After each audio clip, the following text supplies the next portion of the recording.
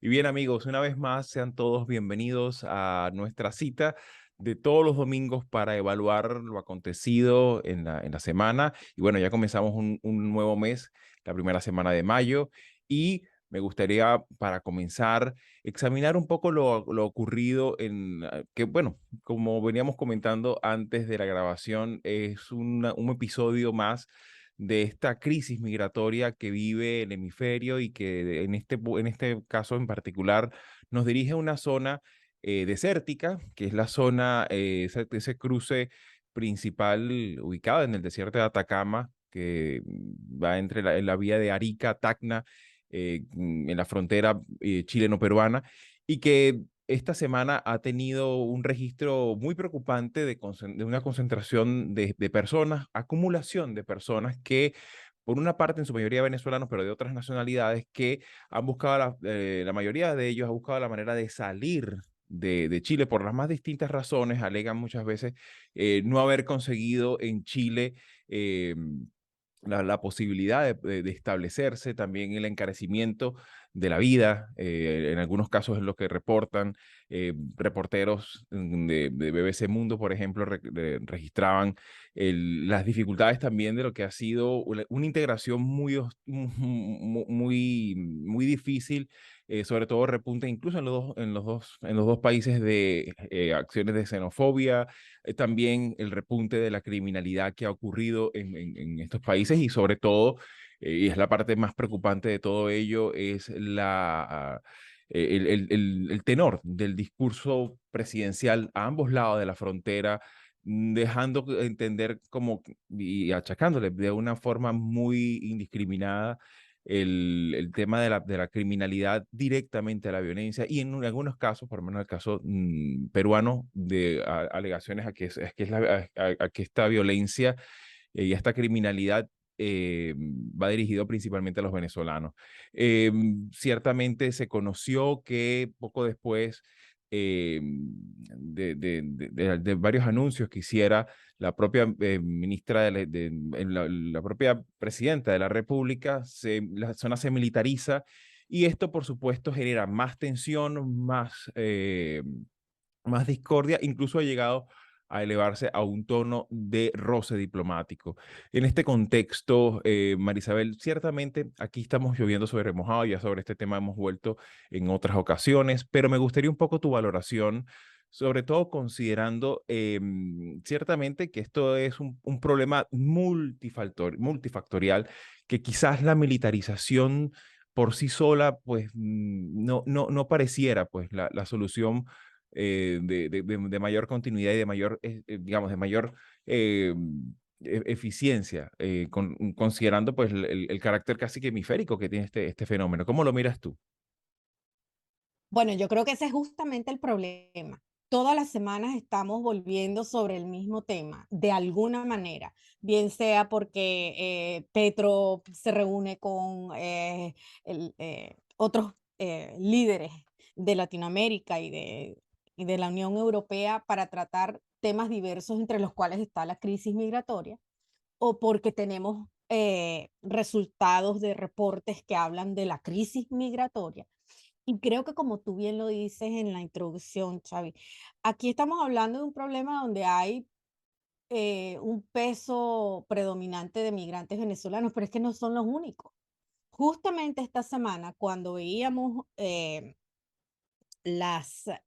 digamos, los, los próximos pasos que van a tomar Estados Unidos, Colombia y Panamá, lo que veíamos es que la crisis migratoria que hay en Latinoamérica no refleja nada más la migración regional, sino que además están identificando gente que viene de Afganistán, gente que viene de África.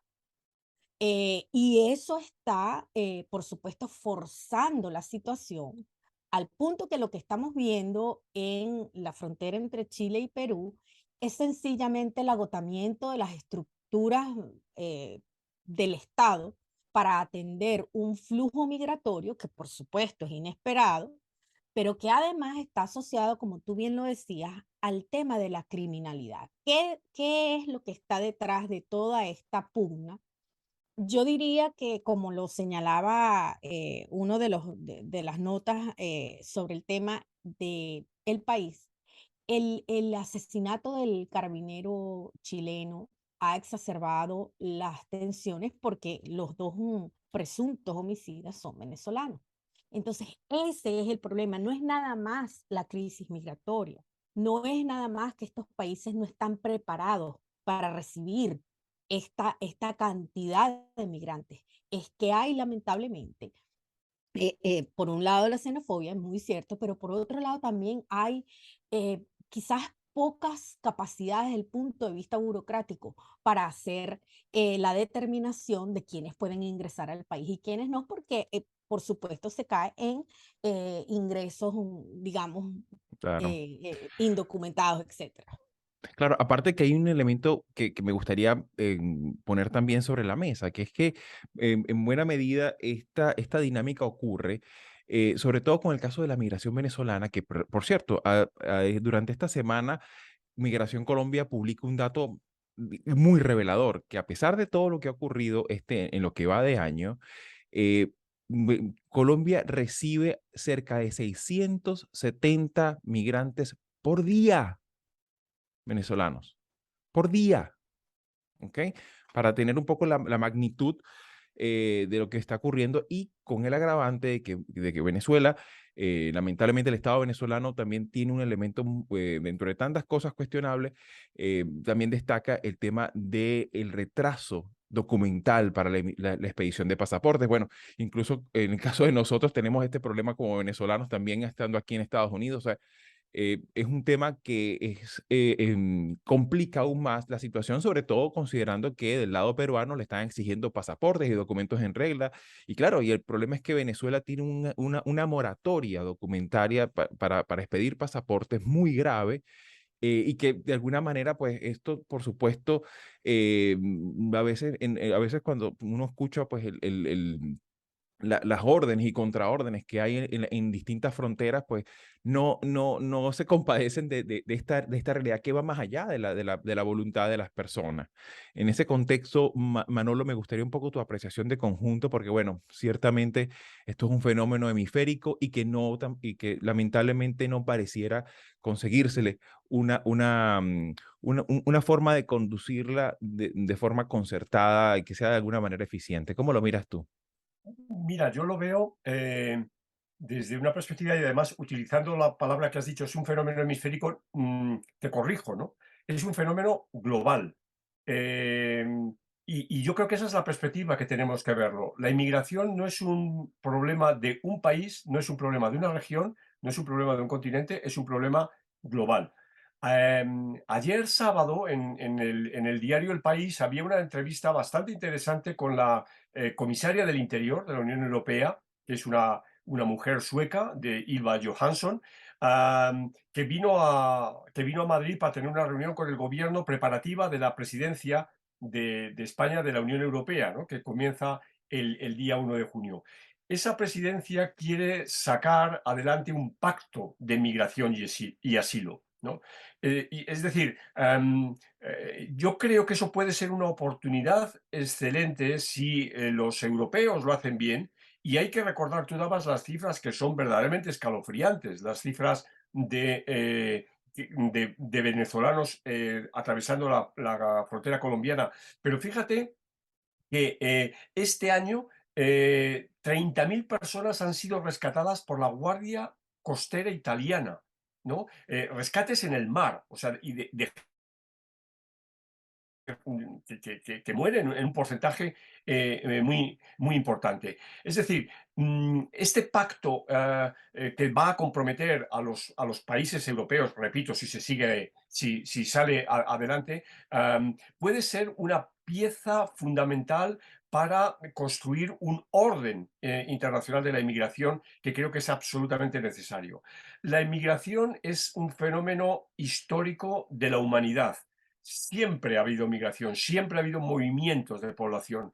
En un mundo en el que estamos ya 8.000 millones de personas, aunque el 0,01% de las personas migren, es un contingente enorme y por consiguiente es algo que debe ser prioritario, porque es una cuestión de derechos humanos, es una cuestión también de, por supuesto, de derechos de asentados de personas que a lo mejor se pueden ver violentada su situación por la llegada de otros. Pero ya digo, supone un aldabonazo en la conciencia internacional de que es un fenómeno que debemos intentar abordarlo de manera global. Y hay otro aspecto a propósito del fenómeno concreto, ¿no? De lo que hablabas al principio, Xavi, de lo que ocurre en ese rifirrafe fronterizo en el norte chileno y en el sur peruano, del proceso de la militarización. Bueno, a quienes estén interesados, remito un reciente artículo en Latinoamérica 21 de Fernando Barrientos, ¿no? A propósito de lo que está suponiendo la militarización en este y en otros aspectos de la política latinoamericana. Nos encontramos posiblemente con estados muy débiles que no tienen capacidad de enfrentar problemas que son de orden público, problemas que son de gestión de servicios sociales, de atención, etcétera, y que recurren a la vía que aparentemente es más sencilla, que es pasándole el problema a los militares. Yo no creo que en absoluto esa sea la solución. Como decimos, es pan para hoy, pero hambre para mañana. Sí, sin duda alguna. Tiene todo, pero además un componente, un golpe de efecto de mirarlo. Incluso relataban muchas veces este tipo de situaciones, digamos, de cara cómo lo mira el propio migrante y resultaba intimidante, pues muchas veces esta arenga nacionalista que muchas veces hacen los militares en campaña. Y claro, obviamente esto, por supuesto, eleva el nivel de tensiones, eleva también el nivel de padecimientos de las personas. En este contexto, pues, por supuesto, vamos a seguir examinando este asunto que pareciera difícil que se pueda quitar próximamente de próximas miradas semanales que vayamos sacando en lo próximo. Pues hasta aquí, ¿te interesan los temas que hemos abordado? Puedes ayudarnos a seguir publicando estos fragmentos dándole like, compartiéndolos, comentando y suscribiéndote al canal. El audio de la entrevista completa lo puedes conseguir en la página latinoamerica21.com/podcast y en las principales plataformas de audio. Subimos videos nuevos todas las semanas, así que nos volveremos a ver muy pronto.